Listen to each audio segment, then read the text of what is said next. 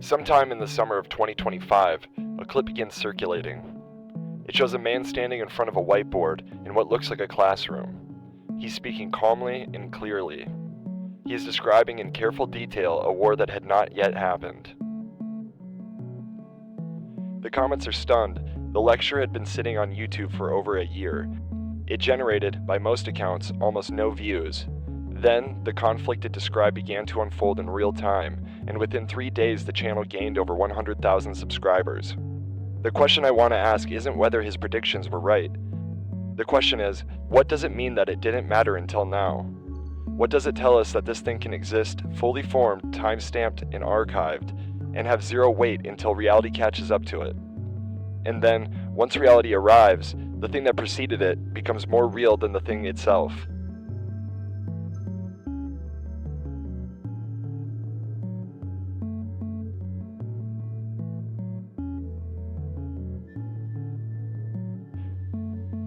So who is Professor Jiang?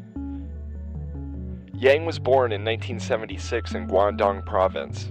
His family emigrated to Canada when he was 6. His father became a short-order cook, his mother a seamstress. By his own account, it was a lean childhood. He studied, got rejected from MIT, Princeton, and Harvard, then got into Yale on a scholarship, graduating in 1999 with a degree in English literature.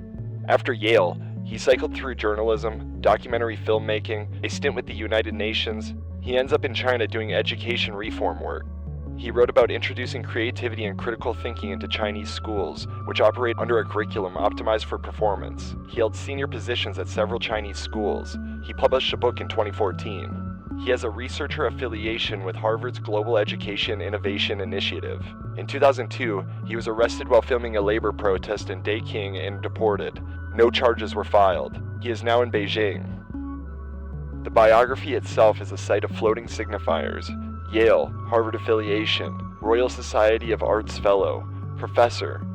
Each of these functions as a credential. Each of them, on inspection, means something slightly different than it implies. The Harvard affiliation is a researcher listing, not a faculty position. The RSA Fellowship is a membership club. Professor is a title that attached to him through social media and never left. He is, formally, a high school teacher in Beijing. This isn't a condemnation. It's how credentialing works in a hyper-real information environment. The signifier detaches from the signified and keeps circulating. By the time anyone checked, Professor Jiang was already a complete object.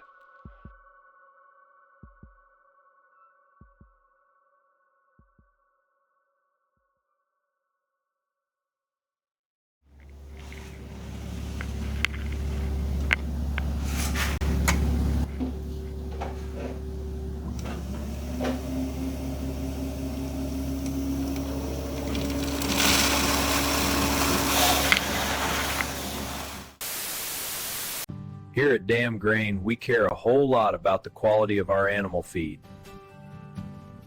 Our entire supply chain is closely monitored for the most premium quality. Because when the steak hits the plate, you want to know you're in good hands. You want to know someone gave a damn. Damn Grain.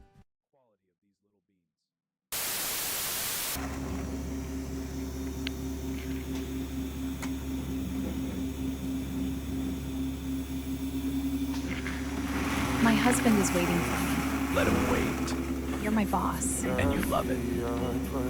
This never.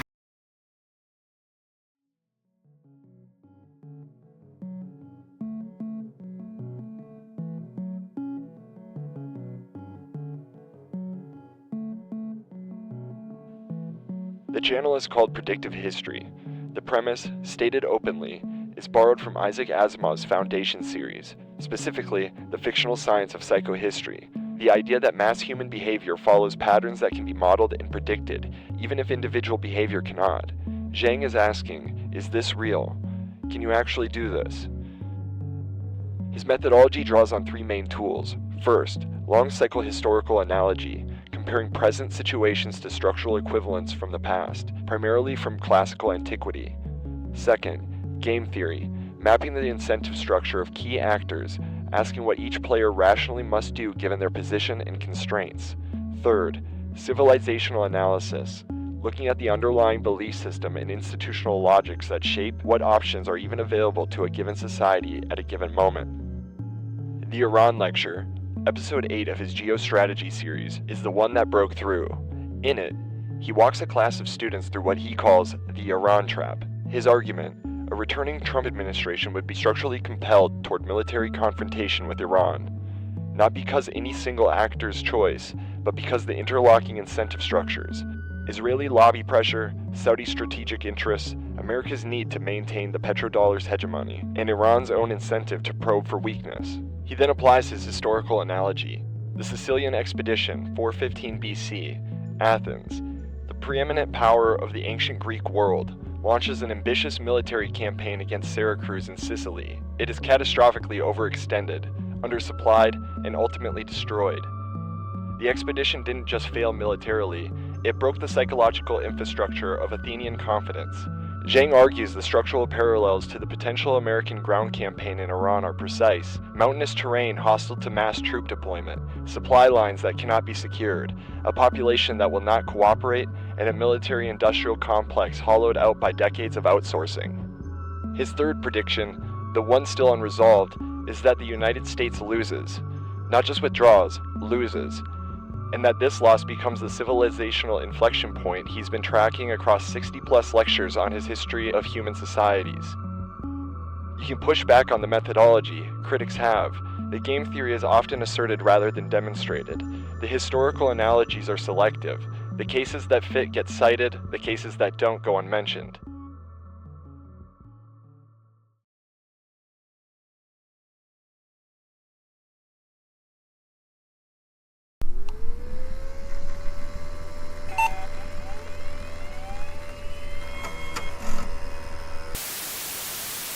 At Arclight Industries, we believe in something greater than ourselves. We believe in freedom. We believe in the men and women who defend it every single day. That's why we're proud to sponsor the Arclight Industries Armed Forces Bowl, honoring the courage, commitment, and sacrifice of America's armed forces.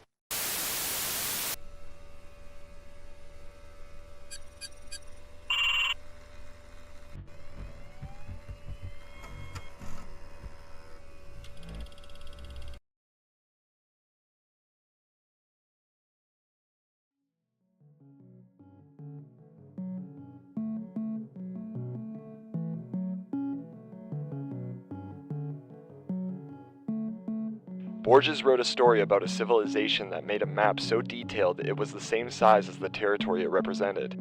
We live in the inverse of that. The map comes first, the simulation precedes the real. We understand events through models of events, and the model generates what we recognize as real. Let's look at what happened with Yang's Iran lecture. The lecture existed, it was time-stamped, it was on YouTube. For over a year, it essentially had no audience. The predictions it contained were, during that period, weightless. They existed in an archive, but they had no functions. Then the geopolitical situation it described began to materialize, and the clips began to circulate. What went viral was not the event. What went viral was the prediction of the event. The lecture became more real than the conflict. People who had never watched a news segment about Iran watched Yang's 2024 classroom recordings and understood, or felt they understood, what was happening. The simulation of the event, recorded in advance, processed the simulation for mass consumption. The map proceeded and generated the territory. And the viral moment had a specific quality. It produced not understanding but awe. The comments are not analytical, they're devotional.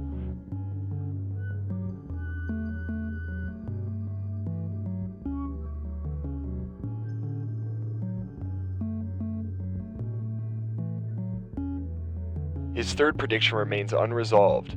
The United States loses the war with Iran. This is the question hanging over the channel.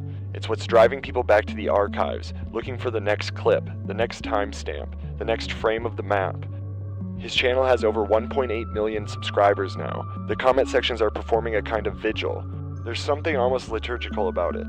A figure with a claimed methodology of prophecy, a series of confirmations, and one remaining prediction, the biggest one, still pending. This is an eschatological structure. It's a revelation narrative. Yang himself seems aware of this. His channel explicitly invokes Asimov's psychohistory. which itself is a science fiction encoding of prophetic logic. And here's where I'll leave it. The third prediction will either materialize or it won't. If it does, the model becomes a sacred object, a self-confirming simulation that will propagate indefinitely, generating further Yangs, further predictive histories, further prophet analysts with whiteboards and timestamps. If it doesn't, the channel will deflate, the comment sections will thin, the clips will stop circulating. But the mechanism doesn't disappear either way. The mechanism, prediction as content, model before event, map generating territory, is the environment now. Jiang didn't create it, he's an instance of it.